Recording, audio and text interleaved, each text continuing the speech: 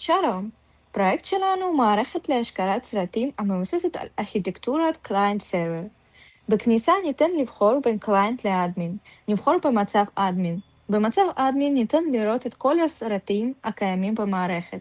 כמו כן, לאדמין קיימת אפשרות מלא לנהל את מערכת, ניתן להוסיף סרט חדש. לעדכן פרטי סרט קיים, ולמחוק סרטים במידת הצורך.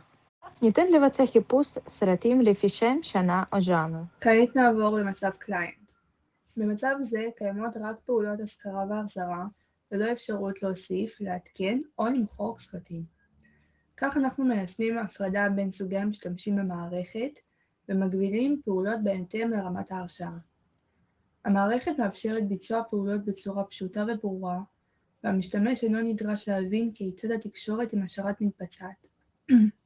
לסיכום, המערכת פועלת בצורה מלאה ויציבה, ומאפשרת ניהול והשכרה של סרטים באופן מסודר, תוך הפרדה ברורה בין הרשאות משתמשים.